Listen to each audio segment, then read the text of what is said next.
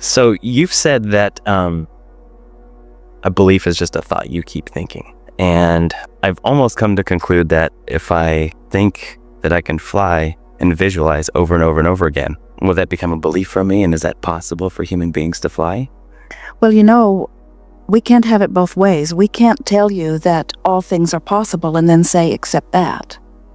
And we can't say that if your life experience gives you the detail that causes you to give birth to a desire, and if that happens and you find vibrational alignment with it, we can't say, except for that, and except for that, and except for that. It has to be. So the answer is, when a desire is within you and there is no contradiction in your vibration, then it must be. And there have been many things that have been seen as equally impossible that are now possible. So meanwhile, what happens with so many is when they want something and they see it not happening, their awareness that it isn't happening dominates. And that's what we meant earlier when we said whatever it is you are giving your attention to often dominates your vibration. And so it's easy to notice that you're not flying, no matter how much you want to fly. And as you notice that you're not flying, no matter how much you want to fly, you have to find a way of looking at it differently. It's so interesting how the perceived reality affects your experience so completely. It's not even reality, it's your perception of reality that makes up your experience. Jerry and Esther bolted out of here. They found a way through the belly of the hotel to get up to their room in a more efficient way, and the service elevator is right across from their room, and so they have the benefit of going swiftly. And Esther was really, really, really, really in a hurry for personal reasons that you can only guess. And they took the service elevator and pushed the button for the 10th floor, and the doors opened and they got off and went right to their room, and their keys would not work.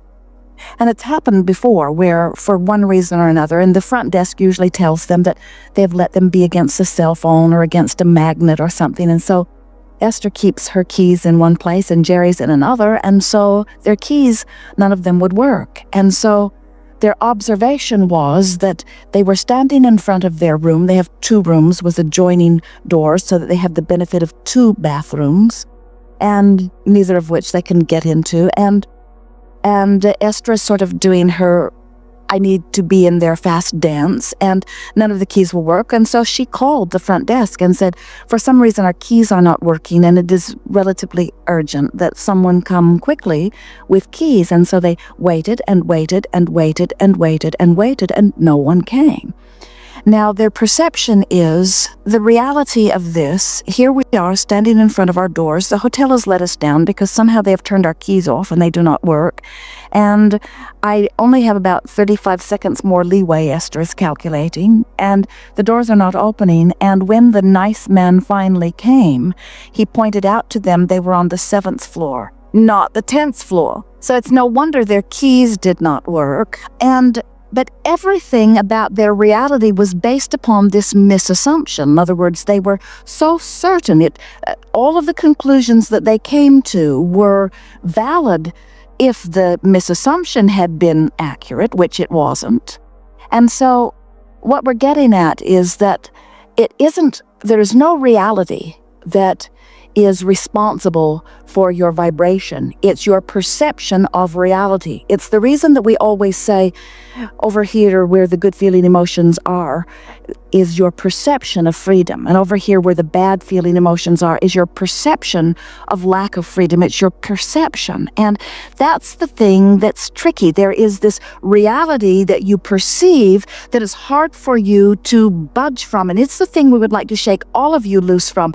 We would like you to begin saying reality, and even my perception of reality, is not as important as my ability to focus where I would like to be. And if you could jump that hurdle, this was an extraordinary experience for Jerry and Esther, because they were so certain that they were right, which made everybody that they were interacting with not only wrong, but really, really rudely wrong. In other words, help just did not seem to be on the way. Little did they know the nice man was waiting on the 10th floor for him, trying to figure out where are these people who can't get into their room. And he was perceptive enough that he then started making his way down. He stopped on every floor and looked for them until he found Esther, and she took him by the collar and shook him. "Give me your keys, give me your keys." Wasn't quite that bad. And he calmly said, "Let me escort you to your room." And it is such an interesting thing, isn't it? How your reality is based upon your perception. And this whole workshop is about how reality doesn't mean diddly squat. And now you're helping us to say, and your perception of reality is very easy to move. In other words, if Esther and Jerry can move their perception of reality to something that was completely wrong, you ought to be able to move your perception of reality to something that you want, don't you think? You ought to be able to move it in any direction toward what is wanted or toward what is not wanted. People make misassumptions all the time. Why not make misassumptions about things you want? Why not begin to assume that you are much more powerful than your bank account implies? Or why not begin to assume, in other words, just realize how flexible reality is. Yes. Beautiful. Another question. Sex and emotions. Is it possible for somebody not to invest emotions in something that's as beautiful as sex is? Does that make sense? Not really. Okay. Let me go a little bit further then. So let's say somebody's desire is to have sex and share that experience with somebody, but on the other hand, they don't want anybody to get hurt. So when somebody invests emotions in, in relationships and in sex, and one person doesn't want the full-blown relationship out of it, and the other person gets hurt, and that person doesn't like that person to get hurt, are we, in a sense, because we're part of their feelings being hurt, in that sense, helping or not helping them, but creating their reality for them because of the way that the experience has made them feel, because they feel bad? It got worse, but we're just playing with you a little bit. We just wanted you to give a fuller explanation of it. And we want to begin by saying that maybe we are misusing the word emotion or the idea of emotion here just a little bit, because certainly we know that in this physical environment that there is the discussion about sexuality and being in love, and then there is the idea of sexuality without love. In other words, just for the physical pleasure of the sexual. And we want to put the word emotion into this whole context in this way. When you desire something, even if it is simply the pleasure of a sexual experience, that is a desire that when you line up with, you can experience the most joyous of emotions. The word love is certainly an emotion that has been misused in so many ways that it sort of scrambles people's brain even when they use it. Mothers will say to their children, "Don't you know I love you?" when there is no love anywhere near them in that moment.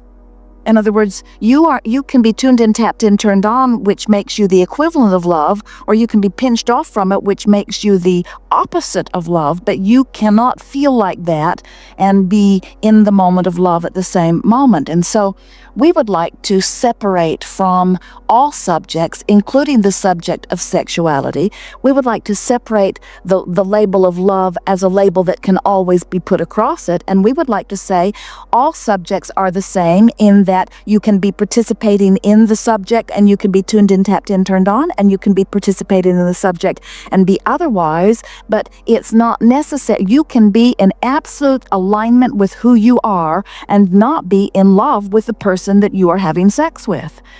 In other words, the alignment is alignment, and the sexuality is another subject to which you are applying the alignment or the misalignment.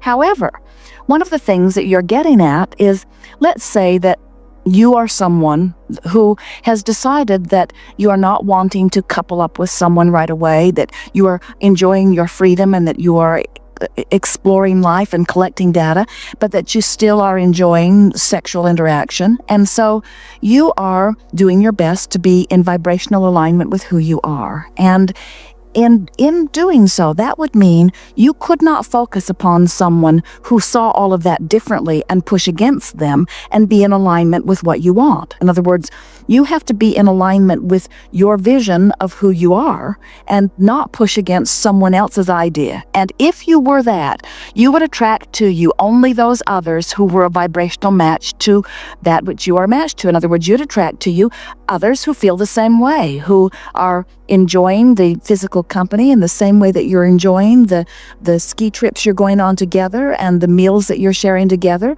You're enjoying the sexual interaction, even though it's not something that you see as something that now means that you must now become a couple. But what happens with so many people is that rather than staying true to their own vibration, instead they're poking around in what the other person is thinking or wanting. And so their vibration isn't pure, and so then they attract people who want something other than they want, who then do get their feelings hurt. You see, it's sort of like, so here's this one, and this one has an idea of what he wants, and he's a perfect vibrational match to it. And this one has an idea of what she wants, and is a perfect vibrational match to it. Well, if what they want is different, and each of them are a perfect vibrational match to what they want, law of attraction would not bring them together. But let's say that this one, rather than being a vibrational match to what he wants, he's worried about what that one thinks. Now he's got some of that mixed in with his vibration, which means now he's attracting that and feeling the discomfort of it. So what you want to do is decide who you are and what you want and line up with that, and let law of attraction bring you your partners. When you let law of attraction bring a partner to you and you are in alignment with who you are, you will never displease your partner. Helpful? Absolutely. Beautiful.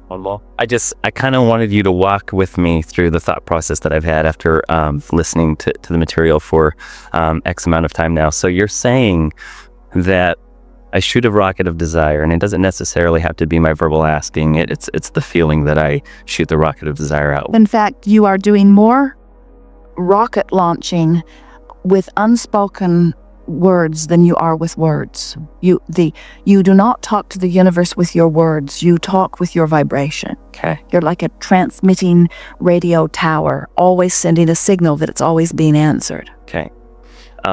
So based on what I feel or the rockets of desire coming out of me, and all that is sitting in the vibrational escrow that I have created for myself in this physical experience.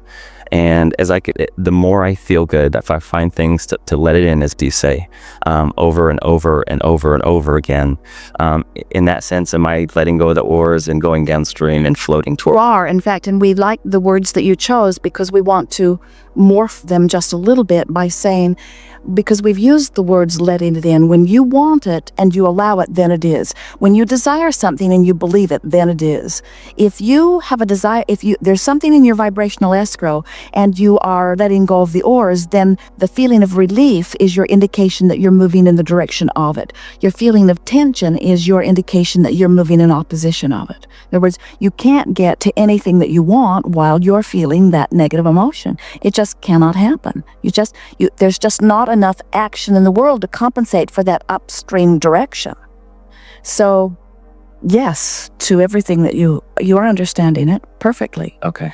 We want to emphasize, however, that sometimes when what you want is way downstream where it feels really good and where you are is way upstream where it doesn't feel so good, we want you to really get it, that because the stream is moving and because it's moving rapidly, that your work is so much simpler than you've ever thought it is. Your work really is to just stop paddling upstream. And in the moment that you stop paddling upstream, you will automatically be turned. And that's the relief point. And it's the relief point that we want you all to become aware of and actively reaching for, because if you are feeling despair, you can't get into joy immediately, but you can find relief from despair.